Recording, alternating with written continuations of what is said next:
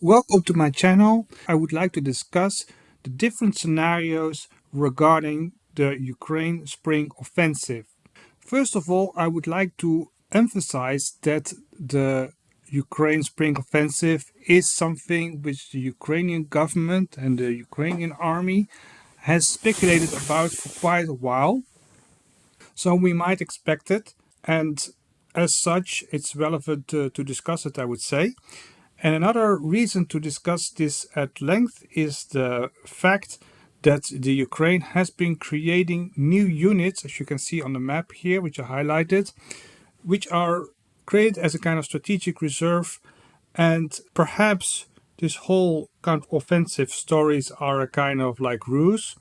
But I would say that in 2022, the Ukrainians also announced offensives and they actually happened. So I think it's reason enough to delve into the different possibilities for such an offensive and what I think might happen in the end. So I will make a kind of prediction, but let's first have a look at the different fronts, because the Russians also have not been idle. The Russians have been mobilizing since the last offensive. And what also happened is that the Russians created a lot of defensive barriers in order to anticipate and to absorb such an offensive. But again, the front line is hundreds of kilometers long and you cannot defend all the front line at the same level of strength.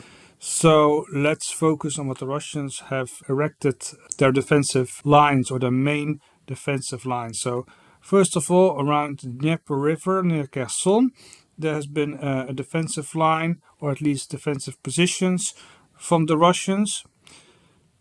And the second is the Zaporozhye front.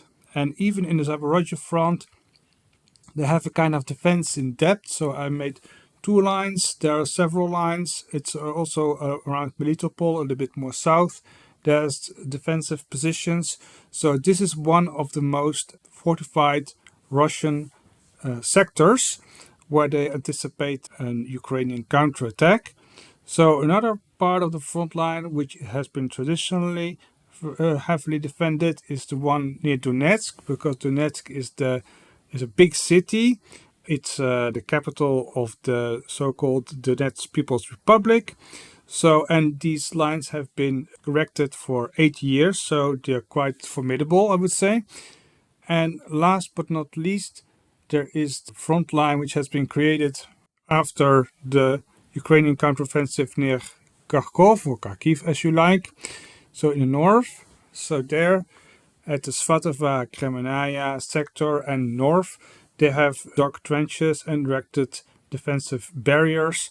So these are the main defensive sectors, because around Bakhmut the Russian forces are in the attack, so there are less defensive positions.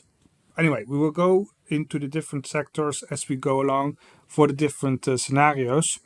At least I will try to go from west to east and from south to north. So we will start in the most western part.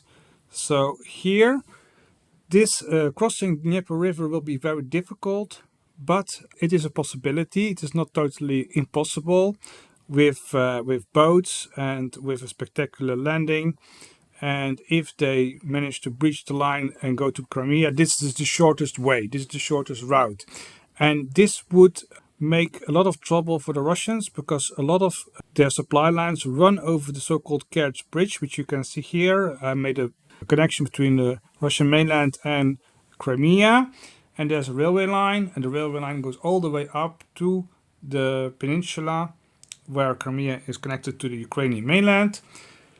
And such an offensive, if it's short and sharp, would cause a lot of trouble for the Russians, because it would mean that Crimea has been cut off from Russia, from that sector where also the water supply is towards Crimea, which has actually is one of the reasons why the Russians unleashed their operations in February last year. So it's daring, it's risky, but it's the shortest way to Crimea. So I would not rule out an attack in this sector for this particular reasons. So the next sector is the Zaporozhye sector, and that's the most obvious one because that would cut off the Russian front in a kind of like half-half, meaning that it's the flattest land. Let's say like this: it's flat land, so it's really good for tanks. And it would cut the Russian front in this sector in half, meaning you have the eastern part with Mariupol and you have the western part with the remaining part of Kherson Oblast. And as you can see, I put all the arrows again down to the isthmus which connect Crimea with the Ukrainian mainland, meaning that this also unleashes the prospect of a kind of encirclement. I mean, if the Ukrainians would breach the defensive lines near Zaporozhye, which is again difficult. This time there's not so much water barriers, but more defensive lines. But it's not impossible. And if that would happen, that would trigger a Russian retreat. And you can imagine that a Russian retreat would encompass thousands, tens of thousands of troops, thousands of vehicles, and had to go all the way to that isthmus to evacuate. So that would be quite chaotic, or at least that would not be very easy if they are being pursued by Ukrainian troops. So again, difficult, not impossible, prospect of reaching the Crimea Isthmus. And again, in this offensive, you also have the opportunity to perhaps encircle or at least make it very difficult for the Russians to retreat. So again, this offensive is the second option. And then you have a third option, which is from Ugledar, which has been heavily fought on in the beginning of the year.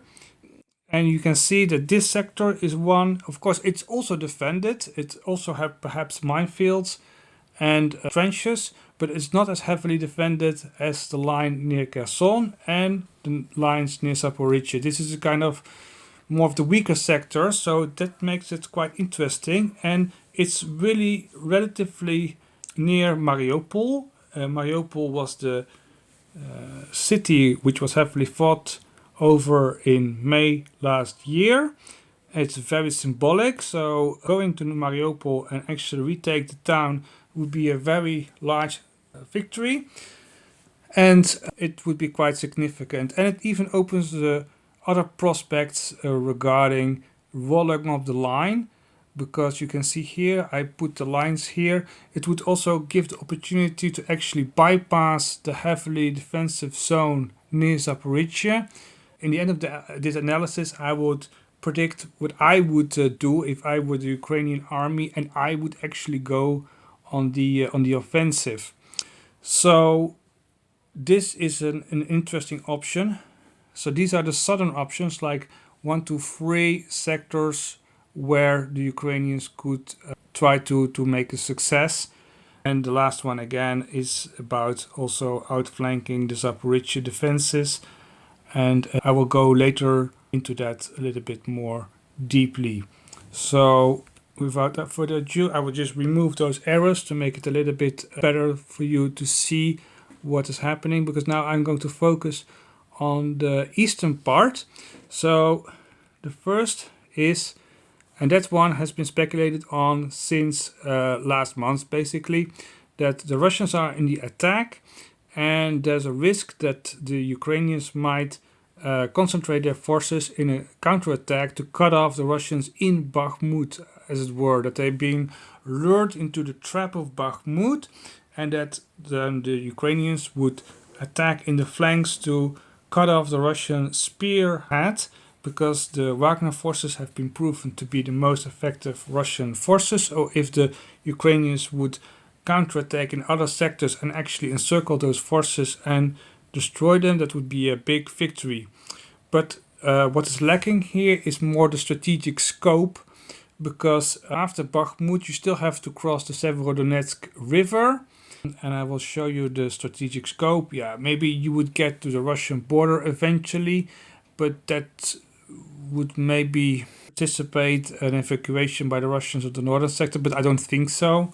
The strategic scope is very limited. It's more like a military victory, but it's missing the strategic scope, and that is really important to keep in mind, because The Ukrainian counteroffensive, counteroffensive is a kind of window of opportunity that the Ukrainians would throw in a lot of their forces in order to make a decision, meaning winning a decisive victory, and to bring about a favorable negotiated peace.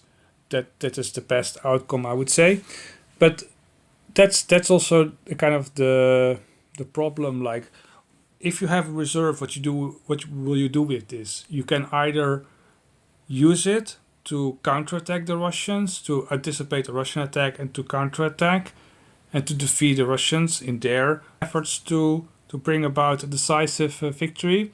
Or you can use it in one blow, and you can either win it or lose it in one blow to bring about a strategic victory, which is necessary to bring the Russians to the negotiating table with under conditions which are most favorable to you. So this Bakhmut offensive, to be honest, is lacking this kind of strategic decisiveness which the Ukrainians might be looking for if they go on the offensive. So another option is Donetsk. So this is meaning going through the gap between Lugansk and Donetsk near the Balsava. You have to go through the defenses of the People's Republics. These defenses are quite formidable, but perhaps these forces of these breakaway republics have been degraded because of months of fighting. There is perhaps the opportunity to do it. This would split the Russian front line in two, and that's in this sector, just like the Zaporizhzhia offensive would split the southern sector in two. This would split the eastern sector in two. The only problem in this sector, and it is the same with Bakhmut basically, is that the Russians have their best forces near Bakhmut, and if the Russians would counterattack, then they would have their forces at hand relatively quickly to attack Ukrainians in the flank near Donetsk. So it is in this aspect a kind of risky. Another thing which could happen, and which is, I would say, quite interesting, is that you would have an attack, a secondary attack. So you have the primary attack from the north, and then from the west, another attack to actually encircle Donetsk and to create a very embarrassing situation for the Russians, meaning that you would circle Donetsk and then the Russian army has to come to you to actually break the ring around Donetsk.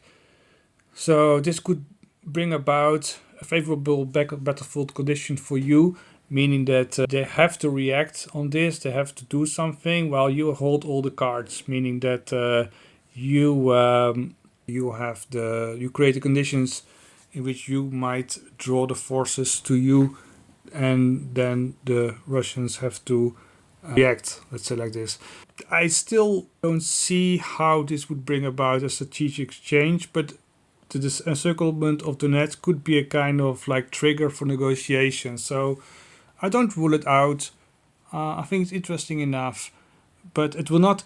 Let's say like this: it would perhaps trigger favorable negotiations. It would not defeat the Russian army as such. Same as with Bakhmut. Bakhmut is more about taking off the tip of the spear of the Russian army, but that's less strategic. Let's say like this. And this would be more strategic, but it would not bring about defeat of the Russian army as such. Interestingly enough, I would say. And the last option, of one of the last options, is this one. So you would go through the defensives near Svatova, and then you have a kind of flat land, or at least favorable terrain for attack. Once you are been through, it is difficult, because again, the Russians have been creating defenses, and you would actually roll up the Lugansk People's Republic and threaten Lugansk. The problem with this is that you would take a lot of territory, and you would probably compel the Russians to withdraw from Bakhmut and the environment. You would really trigger a kind of general retreat towards the line Lugansk-Donetsk.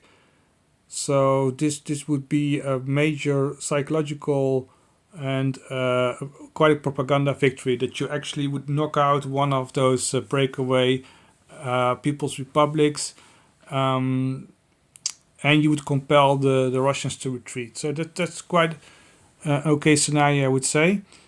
Again, the same with Donetsk is that the best Russian forces are in the vicinity, so there is a kind of risk of a counterattack at the flank. But yeah, it has a moderate chance of success if you break through the first the main line of defense, let's say like this. And then even then, if you would pass Lugansk, you would even be able to roll up quite a significant part of the Donetsk republic, a breakaway republic. But again, Lugansk would was a challenge because there's a river there which could act as a defensive line. But strategic scale, it's a kind of because the Americans have been giving a lot of bridging equipment, and that's also because if once you have the attack, you want to attack get going, and if you have this opportunity, then you need to have this bridging equipment at hand to actually go ahead. And you saw in the Kharkov offensive also that once the Ukrainian army was through the main line of defense, then they managed to cross the rivers quite easily. The Oskil River and even the Severodonetsk River has been successfully crossed. So a river can be an obstacle, but it also can be overcome. At least the Ukrainian army has shown to be able to overcome these obstacles. So it's just that Lugansk is a very difficult place to circumvent, as it is a big city, which you might need for your logistics. But again, I try to show a little bit the strategic scope of such an attack. So it could just bring about the collapse of the Lugansk, and which is already a kind of a victory, and the relief of Bakhmut if the Russians decide to retreat. So it brings about a combination of strategic scope and a major retreat of the Russian army, or even a defeat as such. Because what also could happen is that, but I didn't draw that arrow in, that south of Bakhmut, the Ukrainians would attack, and then you had a kind of big pincer movement. So you have the small pincer movement around Bakhmut to really cut off the tip of the spear, or you can have this kind of big encirclement. But again, that's of course more risky. Last but not least, it has been discussed in this round table with military summary and history legends and Weep Union, and that's the reason why I want to also discuss it here, is attack on Belgorod region. And Belgorod region is very, very important because it has a lot of rail links, and it's a kind of the logistical backland of the Russian army, meaning that all the supplies would mostly go to this region in order to be shipped to the Russian forces in the northern sector. So it would really upset the Russian logistics with the rail links. But on the other hand, it risks a general mobilization from the Russian army, and also the Russian public opinion would more than before rally around Putin and his war aims. So this would trigger a lot of. So on the one hand, on the short term, you have this kind of logistical problems for the Russians, but the long-term effect might be very favorable to Ukrainians, meaning that the Russians would unleash. They would be feeling compelled to react in kind and do more mobilization and enact more suffering on the Ukrainians. So yeah, I would say that's very unlikely. What's happening now is that the Ukrainians try to infiltrate and try to enact sabotage behind the Russian lines, and I think that's for the moment enough. So I think it's very unlikely, but it's an interesting prospect. Let's say like this, it cannot be totally ruled out. So then we go to actually the scenario which I would do if I were the Ukrainian general, because if I would be the Ukrainians, I would really keep the reserve to be trained into really because now the risk is that they have been trained but not to a sufficient level, and I would really keep them training as a kind of counterpunch force for the Russians, let the Russians keep attacking, but at some stage I would use those forces to really attack the exhausted Russians, or at least I would keep them really as a strategic reserve. But if I would be compelled by the Ukrainian High Command to enact a counteroffensive, then I would go as such. So I would move the forces, so one to the Kherson region, to really keep the Russians busy, or at least guessing. And because, what could happen is that you use boats to cross the Dnieper River. So that's a kind of a danger for the Russians. And the second force I would move to here. And I would do that on purpose because it also keeps the Russians guessing. Because because the Russians expect the attack to take place south of Zaporizhia, where they have the most heavy defensive lines, but where it's most logical to attack. So what I would do is to first of all attack here, and that's just to keep the Russians busy, to make them feel that this is the main attack, so that they move their reserve and the forces over there. And then I would do a secondary attack towards Mariupol, because that would also draw Russian forces more to the east. Because I would do also like a third attack, amphibious attack, then they had to go to the west. So if they would first move their forces towards Zaporizhia, then they would be compelled to move them to the east again, and then they would be compelled to either move to the west again, or again weaken the Zaporizhia front. So either the Zaporizhia front will be weakened to deal with those two attacks, or the Russian troops would be compelled to move around all the time, which also costs a lot of energy and frustration and everything. So it would be a kind of like guessing for the Ukrainians where the main attack would take place. But that would be Mariupol. So I would go back, because my idea is that you would focus on Mariupol, not so much to actually conquer the city, because that would take a lot of manpower, material and artillery, but I would kind of bypass it. I would try to half encircle it, or try to to make sure that they cannot attack from there, and skirt away and actually attack the Russians in the flank at Zaporizhia. So attack in the flank, compel them to retreat, and this would trigger a general retreat. So you would go from Mariupol to the west, and then it would trigger a general retreat of all the Russian forces, and you would do I will show it again. Sorry. So you can see there would be also attacks in the Kherson region, and again over the Dnieper River, to kind of like keep the pressure on the Russians. And what would happen basically is that from Mariupol you don't go to the city itself too much, or at least you would keep a ring to cover your flank, and then you would smash into the Zaporizhia front line kind of from behind, perhaps using the coast as your left flank to make sure that is secured, but at least compel the Russians to retreat. And once they have been compelling to retreat from Zaporizhia, they have to also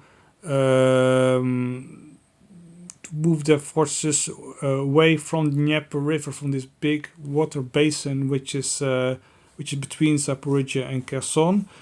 And I would do secondary attacks to harass the Russians and to really trigger. But my idea would be to trigger a general Russian retreat, which really would cause a lot of chaos and panic among the Russians. And it would be akin to the Kharkov offensive, which started as a breakthrough. I mean, there would be several attacks, and there would be then one breakthrough, and that would trigger a kind of like cascade of retreats. And this is the similar idea that you would trigger a cascade of retreats, which would cause panic, but also problems, because if you have to move all those soldiers away from both the Zaporizhia region and the Kherson region, that would you would talk about tens of thousands of Russians of soldiers and thousands of vehicles, which need to all go over these land bridge from Crimea and the Ukrainian mainland. So that would cause a lot of logistical, but also a kind of congestion of traffic, I would say, especially if things move very fast. So this would be my preferred attack. Anyway, let me know in the comment section what do you think would be the most likely attack. Would it be in the Kherson region, in Zaporizhia, direction Mariupol, direction of Donetsk, or Bakhmut, or go in the northern part near Svatova, or even they talked about Bryansk, but I think it's the Belgorod region. Anyway, let me know what you think, and I'm really curious what you think about the feasibility of what I would call the Mariupol offensive, meaning that in this relatively weak sector, attack and try to outflank the Russians at Zaporizhia and trigger a general retreat towards Crimea. So this is the end of my analysis about the potential Ukrainian offensive, which ones would be strategic, which ones would be more based on improving the situation on the front and defeating the Russian army. And I hope to see you next time. Don't forget to like this video, subscribe if you can, and buy me a coffee if you appreciate my work. Thank you very much.